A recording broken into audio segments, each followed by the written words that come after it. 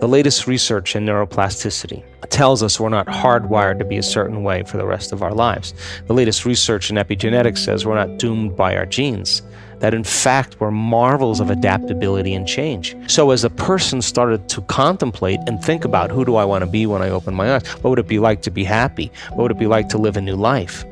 The frontal lobe is looking out into the landscape of the entire brain because it has connections to the entire neocortex, and it's got to resolve the problem. So it starts calling up different networks of neurons that are relevant to the question based on the knowledge the person learns or the experiences that they had, and it begins to seamlessly piece together this new understanding, and that's called intention. And so if you're reading a book about how to become more happy, or if you're reading a book on how to be a leader in your life, or you're studying the process, every time you learn something new, you add new connections to your brain. So now you have the raw materials for you to imagine even more. The act of mentally rehearsing begins to install the neurological hardware in your brain to look like it's already happened. Now, the brain is typically a record of the past, but the moment we install the neurological hardware, it becomes a map to the future. And you keep doing that, the hardware becomes a software program, which means you start thinking like a genius. You start acting like a happy person because there's no mystery there, because you installed the circuits. And then these people didn't wait for their wealth or their health to feel gratitude and to feel empowered or to feel love, a love for life. They began to feel those emotions ahead of the experience.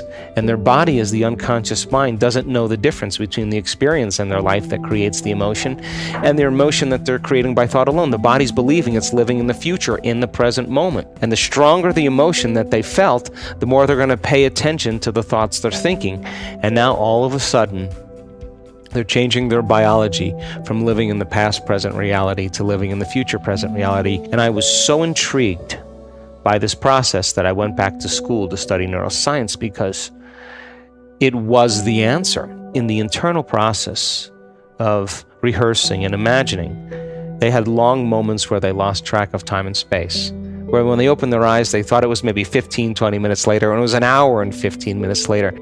When we get into the present moment, there's a moment where you lose track of yourself. You forget about yourself. And only in the present moment do you have access, according to the quantum model of reality, to other possibilities. And when you're truly in the present moment, the generous present moment, that's the moment then that you are no longer living in the familiar past or the predictable future. And in order for us to change, I realized that we have to get beyond our environment. And what's our environment made of?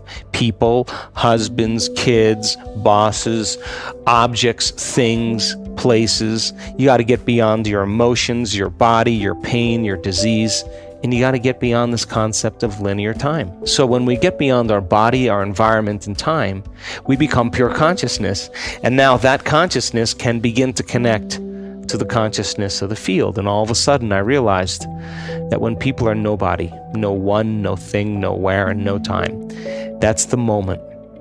They're no longer a face, they're no longer a culture, they're no longer a skin color, they're no longer a mother, they're no longer a grandmother, no longer a doctor or an attorney, they're no longer a nurse, they're pure consciousness. And that is the element that we begin to connect to something greater. So I wrote a book about it. And then I wound up on this documentary called What the Bleep Do We Know? And that became an overnight sensation. And we did all these conferences, all the scientists all over the world. And at the end of every conference, we had panel discussions.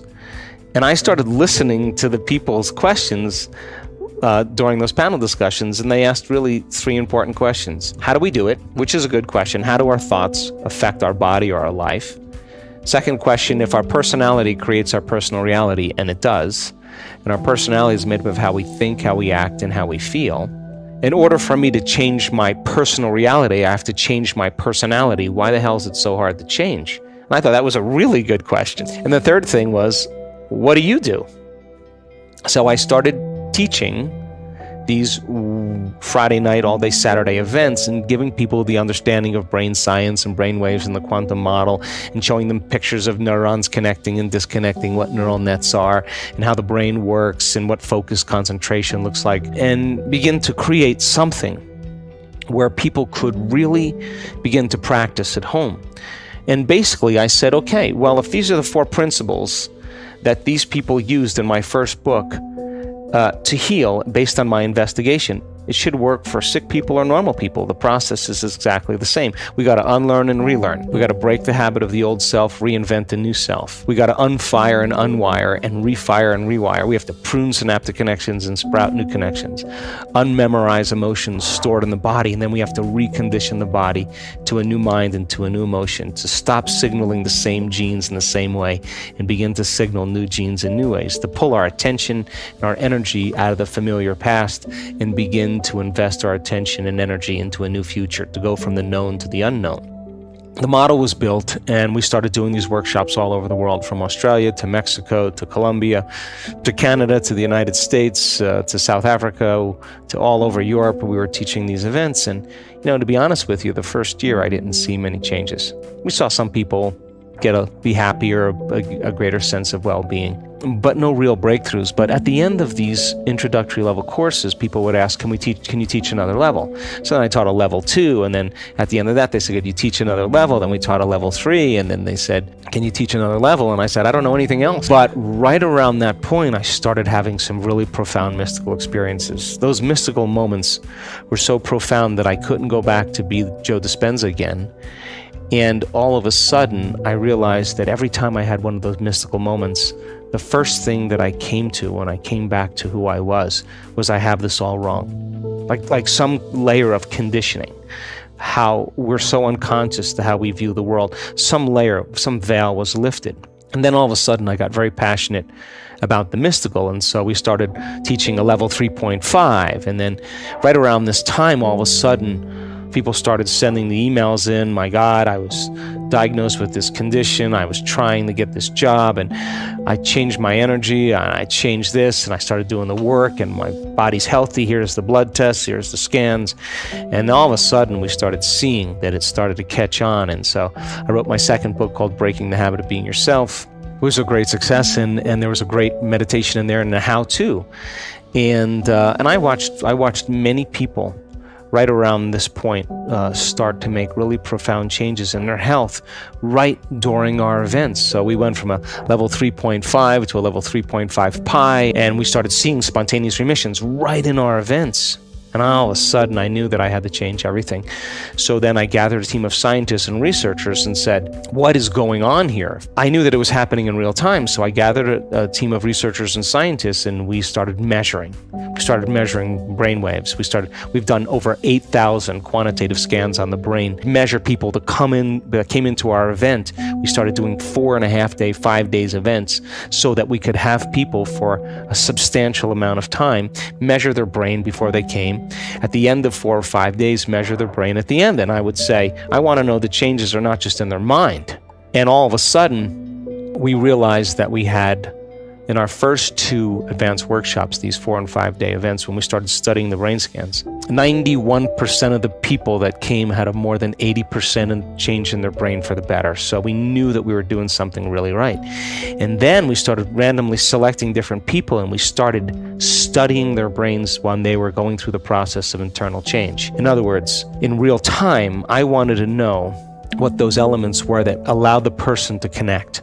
I can tell you that the personality doesn't change the personality. I can tell you the ego doesn't change the ego. I can tell you that matter takes a long time to change matter, that the brain takes a long time to change the brain. Only when you become pure consciousness, that consciousness is the phenomena above the brain and matter. And we started realizing that when people are stressed out or they're emotional, and they start analyzing themselves and their lives within some disturbing emotion, they make their brain worse every time, not just once or every time. So we did over 5,000 HRV scans on the heart, because when you're stressed out and when you're impatient and when you're frustrated, the heart beats out of rhythm because it believes that there's a predator behind the corner here, or you're worried about the next thing that's going to happen. You're switching on the survival centers. And so It takes a clear intention and elevated emotion to begin to affect matter and the nature of reality. So you got to open your heart. And I wanted to teach our students how to make that a skill. And we could measure them when they do it. And when you feel gratitude and appreciation and love and kindness and care, your heart starts beating in rhythm. It starts beating in a coherent pattern. When you start getting beyond matter and bodies and people and things, and you take your attention and you open your awareness to space, to nothing, the brain gets super coherent. We've measured it thousands of times. And so we just got better at teaching the process, and our students can create brain coherence and change their brain waves in 4 seconds, 5 seconds, 9 seconds, 12 seconds, 15 seconds. They just know, it's a skill. They know how to do it. And when I say go into heart coherence, they know how to do that. They can do it for 45 minutes. And why is it important? Because so many times in our life we go unconscious and we disconnect. And when the heart is beating coherently, it produces a measurable magnetic field that can be up to 3 meters wide. That's a magnetic field that allows you to begin to spread your energy. Mm-hmm. And that energy is a frequency, and frequency carries information. And now that energy can carry the thought of your abundance. It carry the thought of your wealth, because all thoughts have a frequency. The emotion of guilt, the energy of suffering cannot carry the thought of abundance or health, because it's not the same energy. And just like you could say, I'm healthy, I'm healthy, I'm healthy, I'm healthy with your conscious mind, and if your body's been emotionally conditioned into unhappiness or pain, that thought never makes it to your body, and there's no connection between the mind and body. So when people elevate their emotional states, like in a state of gratitude, the emotional signature of gratitude means the event has already happened. It means when you give thanks, you're getting something. So when you start giving thanks, your body's in a perfect state of receiving. So we want people to change their energy and to create this heart coherence, and we want to measure them. We want to know that we can say to them, you're doing it or you're not doing it. So we measured the energy of the room, because we started seeing people saying, wow, the energy is incredible. And so many of our events in the 19 different advanced workshops we did in the last 5 years, the energy in the room has always gone up. We measured the energy around people's bodies. If you're freeing your body from the chains of those emotions that keep you anchored from the past, you should go from particle to wave, from matter to energy, liberating energy and freeing your body.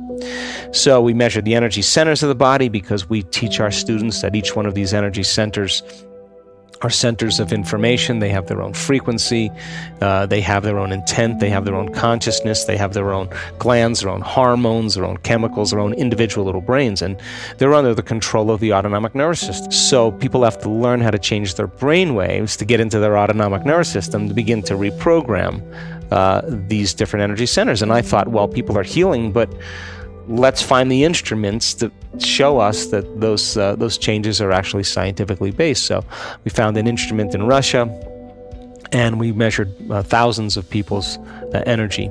We also have done measurements on immune regulation, and we found that just a few times a day, 10 minutes a day for 4 days, just elevating your emotional state will strengthen your immune system by more than 50%. We've measured genetic changes. We've measured 7,500 different gene regulations, and our students have changed their genetic expression in 4 days. Genes that downregulate tumors and cancer growth, genes that are responsible for neurogenesis, not just making new connections, but the growth of new neurons in response to novel experiences and learning. The gene that stimulates or downregulates oxidative stress and begins to cause the body to move back into balance, anti-cancer, anti-aging, anti-heart disease, anti-stroke, anti-neurodegenerative.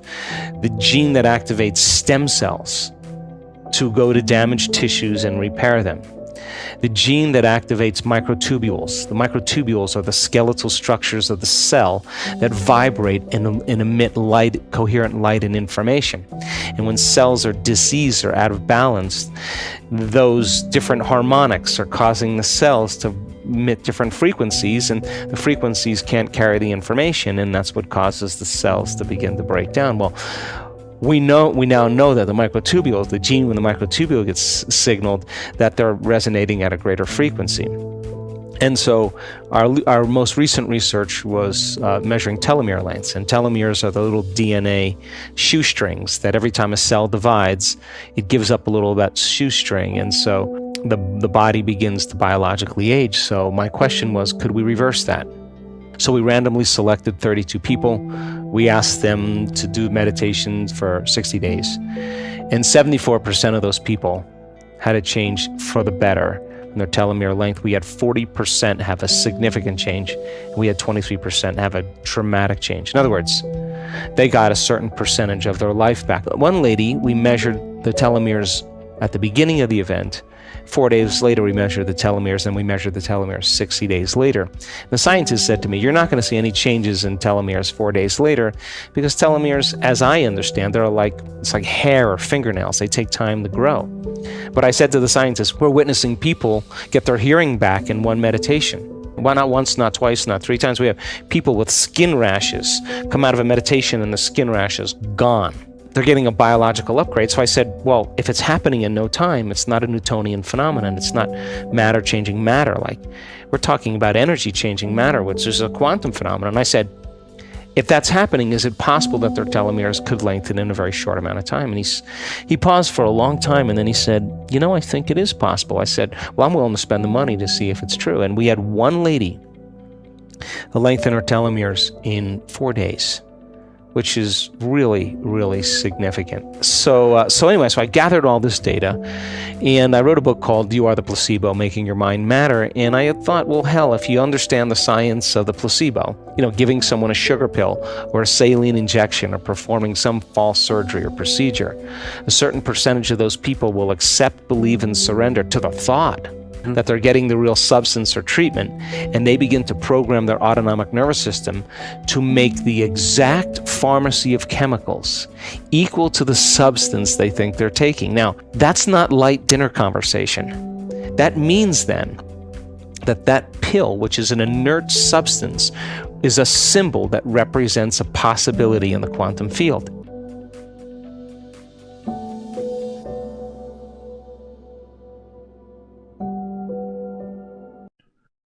Please subscribe to my channel if you have not done it yet, and don't forget to click the notification button. I hope you guys learned and enjoyed this video. Thank you, and have a great day.